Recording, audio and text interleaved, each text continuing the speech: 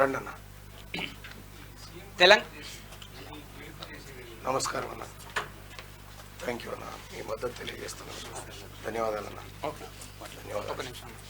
నమస్కారం అన్న. ఇప్పుడు ఓటుకు 1000 రూపాయలు ఇవ్వాలనేది టీఆర్ఎస్ టార్గెట్ అన్న.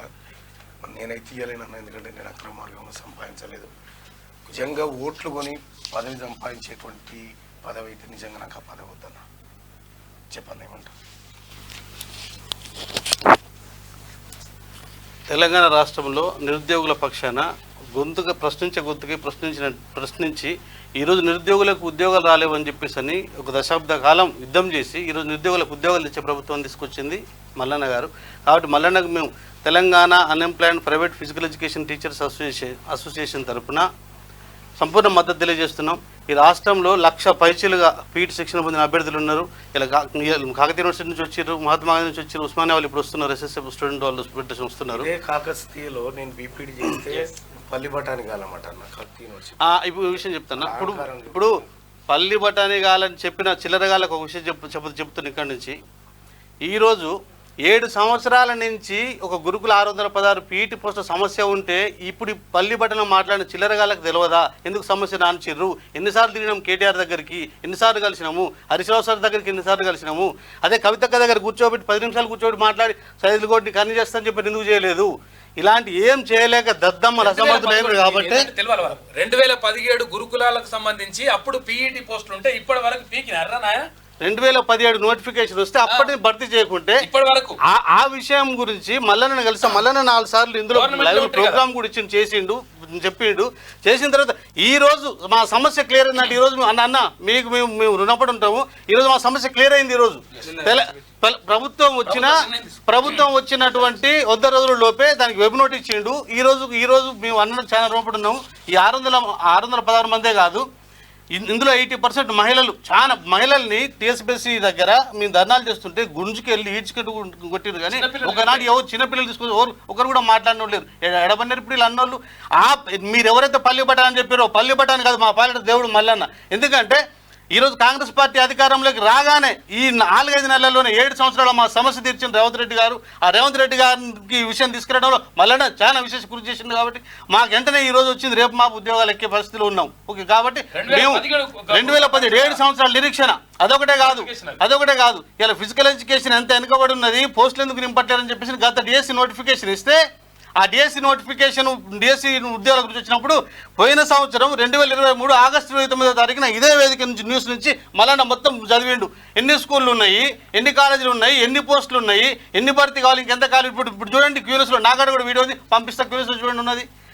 మొత్తం ఫిజికల్ ఎడ్యుకేషన్ అంత అన్యాయం గురవుతుందని చెప్పి అందులో అన్న ఆ విషయం కూడా చెప్పాడు. నేను కూడా ఒక ఫిజికల్ ఎడ్యుకేషన్ పీఈటీ బాధిత నిరుద్యోగినే, కాబట్టి మొత్తం భర్తీ చేయాలి. ఇక్కడ వాస్తవంగా ఆ రోజు అన్న చెప్పింది అదే ఉంది. ఇక్కడ ఈ అంటే క్రీడలకు ప్రాధాన్యత లేకుండా వేరే క్రీడలు చేసారు, రాష్ట్రాన్ని మొత్తం ఆగం చేశారు. ఇదే గవర్నమెంట్ ఇప్పుడు రాగానే ఇదే గవర్నమెంట్లో అన్న ఒక మాట ఇచ్చిండు, ఉన్న 1800 కాలేజీలు కూడా భర్తీ చేస్తానని మాట ఇచ్చిండు. ఇదే విషయం మేము రేవంత్ రెడ్డి గారు కూడా అధికారంలోకి రావడానికి ముందు మీ సమస్యను పరిష్కరిస్తామన్నారు. ఈరోజు కాంగ్రెస్ గవర్నమెంట్ రాగానే వాళ్ళు మా 7 సంవత్సరాలు మా నిరీక్షణకు సమస్య పరిష్కరించారు. రేపు మా ఉద్యోగాలు ఇవ్వబోతున్నారు, వెబ్ నోట్ పెట్టారు. అందరూ చాలా సంతోషంగా ఉన్నారు. ఈ సందర్భంగా అన్న కృతజ్ఞతలు తెలియజేస్తున్నాం. మాకు ఈ పరంపరలో అన్న చాలా కృషి చేసిండు, సీఎం దగ్గర తీసుకెళ్ళి మాకు ఇచ్చిండు. చాలా ధన్యవాదాలు తెలియజేస్తున్నాం. ఇంకా 1800 ఖాళీలున్నాయన్నా మీరు మన మాట కూడా ఇచ్చి రేటు గురించి కూడా భర్తీ చేస్తేనే అదొకటి చేయండి. ఈ రాష్ట్రంలో ఫిజికల్ ఎడ్యుకేషన్ మొత్తం మీరు రుణపడి ఉంటుంది, మీతోటే ఉన్నారు. అసలు నిరుద్యోగులు మొత్తం ఇంకొక విషయం చెప్పాలన్న, ఇంకొక ఆయన మాట్లాడతాడు. ఆయన నిరుద్యోగుల పక్షాన ఏనాడు రోడ్డు మీదకి వచ్చిన మళ్ళీ రమ్మని అంటున్నాడు. నువ్వు రా బజార్కు, నేను వస్తే ఇప్పుడు సెంట్రల్ లైబ్రరీకి వెళ్దామా, సిటీ సెంట్రల్ లైబ్రరీగా, ఓయూకి వెళ్దామా, ఎక్కడికి వెళ్దామా, మల్లన్న గురించి మాట్లాడినాడు రావాలి. ఆధారాలతో కూడా వచ్చిన గురుకుల గురించి మాట్లాడతాడు. గురుకుల రిలింక్విష్మెంట్ విషయం మల్లన్నకు తెలియదు. డిఎస్సి గురించి మల్లన్న రోడ్డు మీదకి రాలేదు. మీరు ఇప్పుడు పోటీలోకి వచ్చిన ఏం చేయగలుగుతా నీ సమర్థత ఏం చెప్పాలి. కానీ మల్లన్న గురించి మాట్లాడేది మల్లన్న డిఎస్సి గురించి మల్లన్న చాలా పోరాడాడు. ఆగస్టు 29 ఇక్కడి నుంచి మాట్లాడిన తర్వాత మేము వెళ్ళి డైరెక్టర్ ఆఫ్ స్కూల్ ఎడ్యుకేషన్ ముట్టడి చేసినాం. ఆ రోజు ఆర్ఎక్స్ నాయకర్ నాయకత్వంలో రావుల రామ్మోహన్ రెడ్డి డీడీబీడీ సంఘం అధ్యక్షుడిని అరెస్ట్ చేసి సిద్దిపేట దగ్గర అరెస్ట్ చేశారు. నన్ను అరెస్ట్ చేయడానికి రాత్రి 2 గంటలకు నగరకల్లా మా ఇంటికి పోలీసులు వచ్చారు. తప్పించుకొని హైదరాబాద్కి వచ్చిన అక్కడి నుంచి నాకన్నా రాత్రి ఫోన్ చేసిండు. తెల్లారితే ఇది క్రీడా దినోత్సవం కదా, మొత్తం క్రీడలకు సంబంధించి ఏముంది మొత్తం వెళ్దాం లిస్ట్ తీసుకురాని ఫోన్ చేసాడు. అంటే ఆయనకు సోయి లేకుంటే స్పృహ లేకుంటే ఈ క్రీడా దినోత్సవం గురించి టెలికాస్ట్ చేద్దాం రమ్మని ఎందుకంటాడు? పొద్దునట్టు వచ్చినాం, నన్ను లైవ్లోకి రమ్మన్నాడు అన్న, నేను డిఎస్సీ ముట్టడికి వెళ్తున్నా, లైవ్లోకి రాలేను అని చెప్పేసి ఆ రోజు అన్న మొత్తం చదివి అంత డాటా చెప్పాడు. ముట్టడి చేసిన ఆ రోజు 1000 మంది వస్తే పోలీసు లాఠీ చార్జ్ జరిగింది. ఆ రోజు మరి ఈ రోజు డిఎస్సీ గురించి పోరాటం చేసిన అన్న ఆయన ఎక్కడున్నాడు? డిఎస్సీ గురించి ఏ రోజు ఒక ధర్నాకాడ నువ్వు ఉన్నావా చెప్పు, నేను దేనికైనా సిద్ధం. డిఎస్సీ విషయంలో ఇప్పుడు మళ్ళా నన్ను ప్రశ్నించే వ్యక్తి ఎక్కడ కానీ ఉన్నారా? స్వతంత్ర అభ్యర్థులే కానీ, కేటీఆర్ కానీ, హర్షరావు ఎవరైనా కానీ, అధికార పార్టీ వాళ్ళు కానీ. ఇంకోటి గురుకుల రిలింక్విష్మెంట్ అని చెప్పన్నారు. గురుకుల ఆర్డర్లు ఇచ్చేటప్పుడు ఒక 2,000-2,500 పోస్టులు బ్యాక్లాగ్ మిగిలిపోతున్నాయని చెప్పి అన్నప్పుడు ఆ పోస్టులు బ్యాక్లాగ్ మిగిలిపోకుండా ఉండడం కొరకు ఉండాలని చెప్పేసి అని ఆ రోజు ధర్నా చౌక్లో పర్మిషన్ తీసుకున్నాం. పర్మిషన్ ఎవరు తీసుకున్నారు? నా పేరు మీద పర్మిషన్ ఎవరు ఇచ్చారు? కమిషనర్ ఇచ్చారు. ఇది ఎప్పుడు? ఫిబ్రవరి 20, 2024. ఈ పర్మిషన్ నాకు రావడానికి కూడా ఆ రోజు మళ్ళీ ఫోన్ చేసి చెప్పాల్సి వచ్చింది. ఆర్క్స్ నగర్ లేరు ఫోన్ చేయడానికి. ఆర్క్స్ నగర్ ఢిల్లీలో ఉన్నారు. ఆ రోజు పార్లమెంట్ జరుగుతున్నాయి. మీకు 1000 రూపాయలు కాదు, మీరు 10,000 ఇచ్చినా మీకు ఒక్కటి ఒకటే డిపాజిట్ రాదు. ఇప్పుడు అధికార పార్టీ ఉన్న వాళ్ళకి కానీ, ఇప్పుడు కేంద్ర పార్టీ ఏ పార్టీ వాళ్ళు కూడా ఎవరికి రాదు. స్వతంత్రం కాదు 10,000 కూడా రాదు, అసలు రాదు. ఇక్కడ ఒకటే మన అధికార పక్షంలో ఉన్న ఎక్కడన్నా ప్రశ్నించే గొంతుకు ఒకే ఒక వ్యక్తి తిరుమారు మల్లన్న. ఇప్పుడు మాకు ఇంతటి సమస్యను పరిష్కరించి ప్రతి విషయం అంటే రోడ్డు మీదకి రుకొస్తేనేనా ఈడ కూర్చొని నాకు అక్కడ ధర్నా పర్మిషన్ వచ్చింది. తిరుమారు మల్లన్న పర్మిషన్ ఇప్పించిన ధర్నా చౌక్లో నువ్వు వచ్చి కూర్చొని ధర్నా కాడ నా పక్కన వచ్చి కూర్చొని ఇవాళ మల్లన్న లేడు ఆయనకు తెలుసా ఒరటు రమ్మని చెప్పని ఎంతవరకు సమంజసం? ఇది ఇంకా ఆపిస్తా.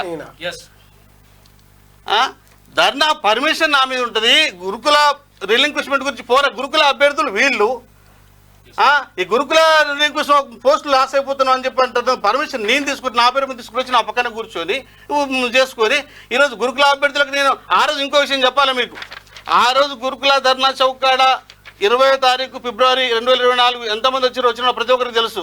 సాయంత్రం 4 గంటల వరకు ఇచ్చారు పర్మిషన్. 4 గంటల వరకు పర్మిషన్ ఇస్తే మాట్లాడితే ఆయన ఒక ఆయన మాట్లాడతాడు. మీరు ఇక్కడనే కూర్చోని లేవకుండా కూర్చోండి, ఏం చెల్లిపోవద్దు. ఇక్కడ నిరుద్యోగులను రెచ్చగొట్టడం తప్పితే చేసింది ఏం లేదు. ఆడ కూర్చోమంటే వాళ్ళు సీఏకి వాళ్ళు ఏమన్నారు? ఉన్నది నా మీద బాబు, నేను మాత్రం తీసుకెళ్తాం. నువ్వు ఇంతకుముందుకు ఇప్పుడు గత 10 ఏళ్ళని చెప్పు నువ్వు చేస్తున్నావు, నీకు ఇస్తున్నావు, నీ మీద మంచి ట్రాక్ ఉంది కాబట్టి నీకు పర్మిషన్ ఇచ్చినావు అడగగానే. నిన్ను అరెస్ట్ చేస్తాను తీసుకెళ్తామని అంటే నేను చెప్పిన అందరికి చేతులైతే చెప్పిన మీ రిలింక్విష్మెంట్ విషయం గురించి ఖచ్చితంగా అవుతుంది. దయచేసి మన నిరుద్యోగ సోదరులు ఎవరు కూడా ఆందోళన చేద్దాం. ఇక్కడ నిరాదీక్ష ఇప్పుడు కూర్చోవద్దు, పద్ధతి కాదు. మనకి 4 గంటల వరకు వెళ్ళిపోదాం. గురుకుల పోస్టులకు సంబంధించి అంటే ఏంటంటే యాక్చువల్ గా ఏవి కూడా బ్యాక్లాగ్ ఉండకుండా నింపాలనేది వాళ్ళ డిమాండ్. నిరుద్యోగులు చాలా మంది ఉన్నారు కాబట్టి ఇంకొక విషయం చెప్తా అందులోనే. దాని గురించి ఏం చేయాలి? ఆ తర్వాత అయిపోయినాక ఈ పోస్టులు మనం ఏ ధర్నా కార్యక్రమం చేసినామో దాని గురించి సదరు కమిషనర్కు ఆఫీసర్కి వెళ్ళి కలిసి రిప్రజెంటేషన్ ఇవ్వాలి. మరి మొత్తుకునేటోళ్ళు ఎవరైతే ఉన్నారో ఆఫీసర్ కాడికి వచ్చిర్రా, ధర్నా అయిపోయినాక ఒక 10 మందిని అంటబెట్టుకుని నేను ఆ రోజు మళ్ళీ నీలా వెంకటేష్ బీసీ ఆయన ఇద్దరు వస్తే కలిసిపోయి బుర్ర వెంకటేశం గౌడ్ ప్రిన్సిపల్ సెక్రటరీకి వెళ్ళి కలిసి రిప్రజెంటేషన్ ఇచ్చినాం. ఆ ఫోటోలు కూడా పేపర్లకు ఇచ్చుకుని ఉన్నాయి కదా. మీరు వచ్చిండ్రా ఈరోజు ప్రశ్నించి అడిగి మల్లన్నకు తెలుసా ఒక నిరుద్యోగ దాంట్లో ఉంటాను మల్లన్న దాంట్లో దేనికి ఇది నిరుద్యోగుల పక్షంలో మొత్తం మల్లన్న. ఇంకొక విషయం అదే రిలింక్విష్ సంబంధించి దాని గురించి సంబంధించి మంత్రివర్యులు పొన్నం ప్రభాకర్ గౌడ్ గారు ముఖ్యమంత్రి గారికి లెటర్ రాశారు, ఇది ఖచ్చితంగా మనం ఇవ్వాలి అని చెప్పేసి అని. మరి అది అయినాక ఓపిక ఉండాలి కదా. అయినాక ఇవాళ మా నిరుద్యోగులకు ఉద్యోగాలు రాకుండా రెచ్చగొట్టి చేసి ఆగం చేయడం తప్పితే మేము ఇలాంటి వాళ్ళ ట్రాప్లో పడరు. నిరుద్యోగులు అలాంటి వాళ్ళ ట్రాప్లో పడి మేము వాటి ఆందోళన చెందితే ఉద్యోగాలు ఆగమైపోయి ఉంటుంది. కాబట్టి దయచేసి రిక్వెస్ట్ చేసి చెప్తున్నా, ఇప్పుడు ఎవరు 1000 ఇచ్చినా 2000 ఇచ్చినా ఎన్ని ఇచ్చినా తీసుకోండి. నిరుద్యోగుల పక్షపాతి ఆయన ప్రభుత్వంలో ఉన్నా ఏ పొజిషన్లో ఉన్నా నిరుద్యోగుల పక్షాన ఉంటాడు మల్లన్న. 100% హామీ ఇస్తున్నా. కాబట్టి నిరుద్యోగులందరూ కూడా మల్లన్న సపోర్ట్ చేద్దాం. మల్లన్నకి మద్దతు